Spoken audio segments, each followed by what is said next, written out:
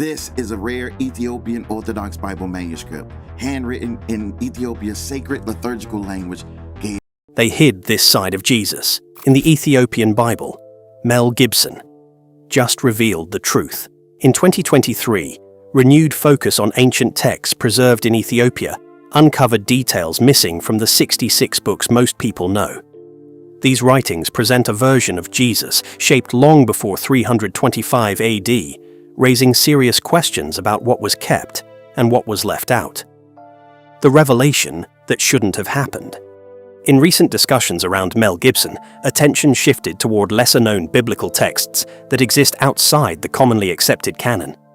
These conversations began gaining traction again after 2023 interviews, where references were made to writings that portray a different dimension of Jesus' role and identity. The focus quickly moved toward the Ethiopian Bible, a version of Scripture that has remained largely unchanged for centuries. Unlike the standard 66 books found in most Western Bibles, this version preserves additional texts that were not included in later compilations. Some of these writings expand on spiritual themes, cosmic order, and the role of divine beings in ways that differ from familiar teachings. What stands out is not just the content, but the fact that these texts were never entirely lost. They were simply preserved in a different tradition. Historical records show that early Christian communities did not all follow the same structure of Scripture.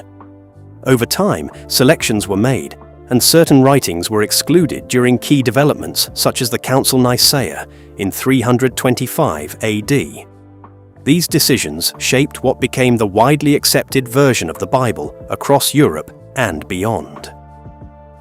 The Ethiopian tradition, however, followed a separate path. Its texts remained intact, preserved through generations without the same level of external influence. This raises a broader historical point. Multiple perspectives on early Christianity existed at the same time, but only some became dominant. The renewed focus on these preserved writings highlights how much of that early diversity still exists today, even if it has remained outside mainstream awareness. The Bible that time didn't erase.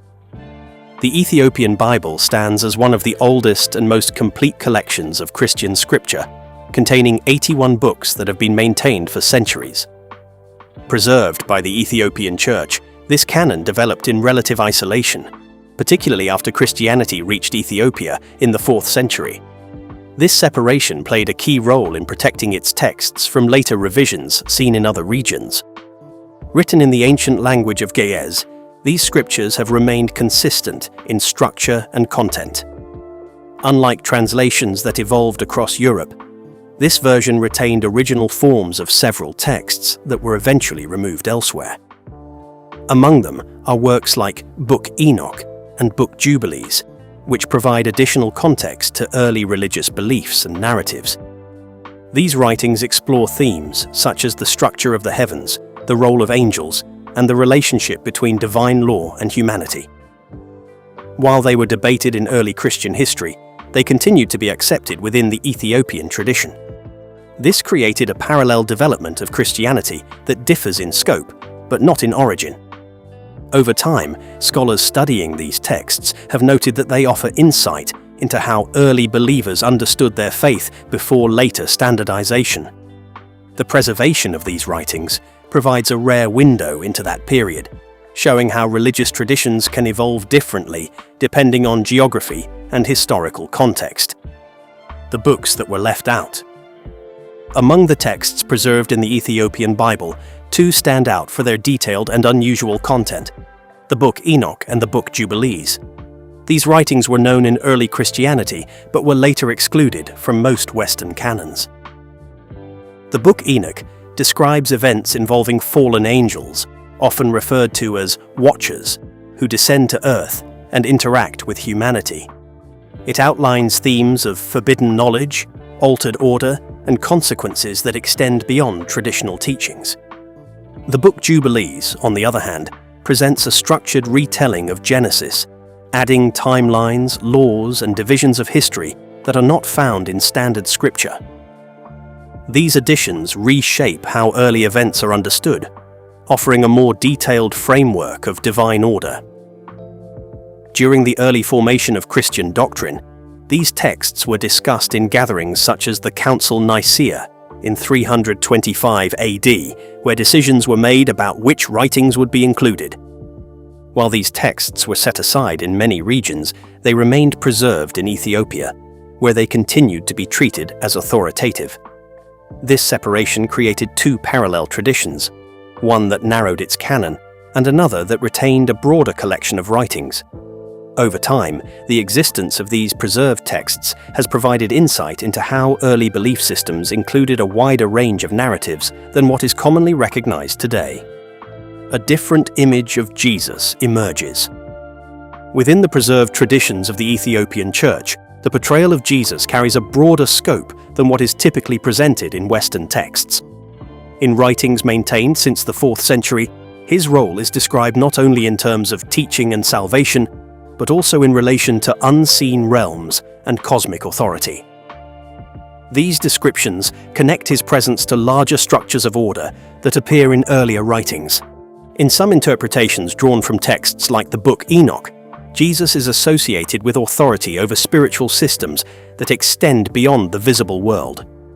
This includes themes of judgment, balance, and the restoration of order. These ideas were present in early discussions of doctrine, but became less emphasized as scripture was standardized in regions influenced by Rome. What remains in the Ethiopian tradition is a version that retains these elements without alteration. This creates a portrayal that includes both the familiar teachings and additional dimensions that were once part of early belief systems. Scholars studying these texts note that they reflect how early communities understood their faith before later consolidation. By the time standardized versions of the Bible were widely established, many of these broader interpretations had already been set aside. The Ethiopian canon, however, continues to preserve them, offering a perspective that developed alongside but separate from other traditions. The missing years nobody talks about. One of the least discussed gaps in Scripture is the period between ages 12 years and 30 years, where the life of Jesus is not documented in the standard canon. This silence has been noted by scholars for centuries, especially in regions like Ethiopia, where additional traditions preserved alternative accounts. Within these traditions, references appear suggesting periods of learning, travel, and exposure to different systems of knowledge. Some apocryphal writings, including interpretations connected to the book Enoch, describe the idea of hidden teachings passed through ancient priesthoods. These accounts are not part of the mainstream canon, but have been preserved in regions outside early Roman influence. Historical discussions around these ideas gained attention again during 2021 research, when scholars revisited non-canonical texts for contextual understanding. In certain traditions, these years are described as a time of preparation rather than absence. The lack of documentation in widely accepted texts created space for different interpretations to exist. Over time, these interpretations remained active in separate traditions while being excluded from standardized doctrine. The result is a gap that continues to draw attention, not because of speculation, but because the absence itself is historically clear. Between those years, the record remains open, and in places like East Africa, preserved writings continue to offer perspectives that developed alongside early Christianity, but were never included in the final canon. The early church decisions that changed everything. As Christianity spread across regions like Rome, efforts were made to unify doctrine and establish a consistent set of teachings. This process became formalized during key gatherings such as the Council Nicaea in 325 AD, where leaders worked to define structure and agreement across growing communities. One of the outcomes of this period was the selection of texts that would form the foundation of the official canon. These decisions were based on several factors, including consistency, theological alignment, and the need for a unified message. Some writings were excluded because they did not match the developing doctrine, while others were set aside due to uncertainty about their origins. By the time of later developments around 397 AD, much of the canon had been established in a form recognizable today. Texts that were not included were often categorized differently, sometimes labeled outside accepted teaching. Meanwhile, regions like Ethiopia continued preserving a broader collection of writings, unaffected by these centralized decisions. This created a divide between traditions that narrowed their canon and those that maintained earlier collections. Over time, the version shaped through these councils became the standard across much of the world. What remained formed the structure of modern Christianity, while other preserved texts continued to exist in parallel traditions, offering insight into how early beliefs once varied across different regions. Knowledge that was considered too dangerous. Among the preserved writings in the book Enoch, there are detailed accounts of beings often described as watchers, descending and interacting directly with humanity. These texts, discussed in early traditions before 325 AD, describe the transfer of knowledge that was not meant to be shared. This includes skills, systems, and understanding that go beyond basic human development. Such ideas differ from the structured narrative that later became standard across regions influenced by Rome. These descriptions introduce a version of history where human progress is not entirely natural, but influenced by external forces. In places like Ethiopia, these texts remained part of accepted teachings, while in other regions they were gradually removed from the canon. By the time of later decisions around 397 AD, these writings were no longer included in widely recognized scripture.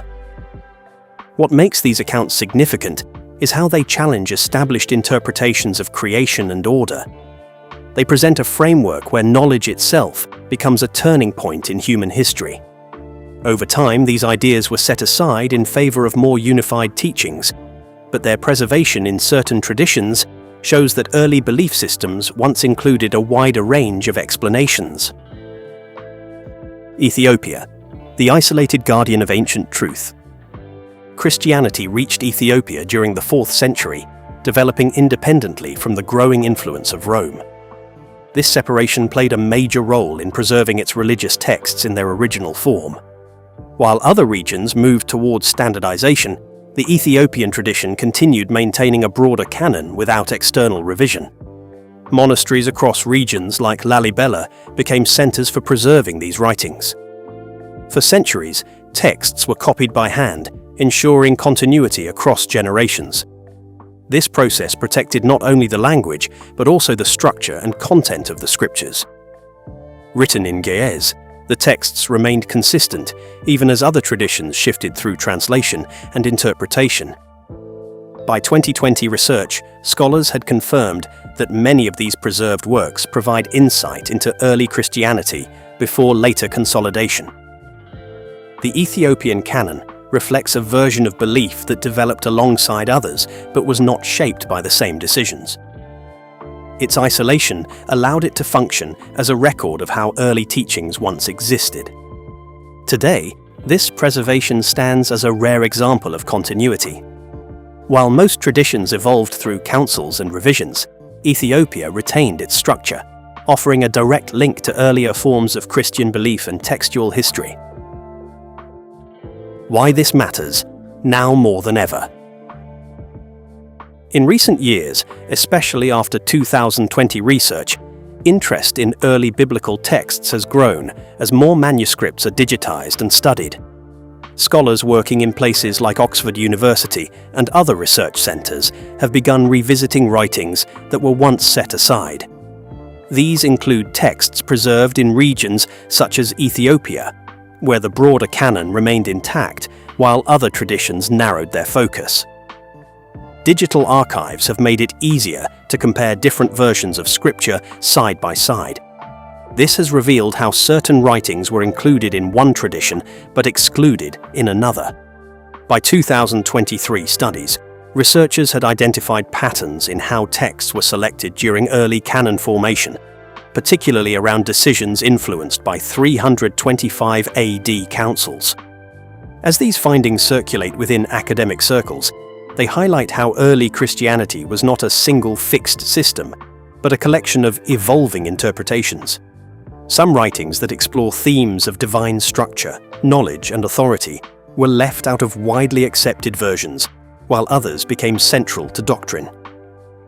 This renewed attention does not change the existing canon, but it does expand understanding of how it was formed. It shows that the story of early Christianity includes multiple layers, some preserved openly and others maintained in parallel traditions. The continued study of these texts offers a clearer view of how belief systems developed across different regions over time. The question that changes everything. Across different traditions, the portrayal of Jesus has developed in distinct ways. In regions influenced by Rome, standardized texts established a consistent narrative that became widely accepted by the time of 397 AD. Meanwhile, traditions preserved in places like Ethiopia retained additional writings that present a broader framework of understanding. These differences are not the result of recent changes, but of decisions made during early canon formation. By the 4th century, councils had already shaped which texts would define doctrine in much of the world. Other writings continued to exist outside that framework, preserved without alteration in separate traditions.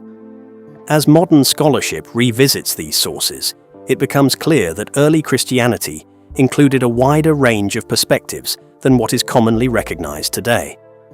The Ethiopian canon, with its 81 books, reflects one of those preserved perspectives, maintaining continuity across centuries.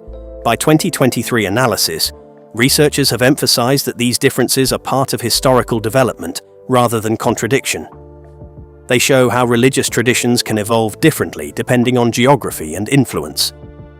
What remains today is a record of those parallel paths, each preserving a version of early belief shaped by its own history and context.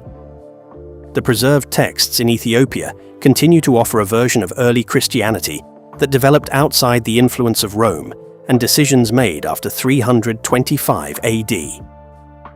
By 2023 research, scholars confirmed that these writings were never lost, only separated. What remains is a record of belief that stayed unchanged while others evolved. The Ethiopian canon, with its 81 books, stands as a reminder that history is not always erased. Sometimes it is simply preserved in a place the world chose not to look, waiting to be understood again.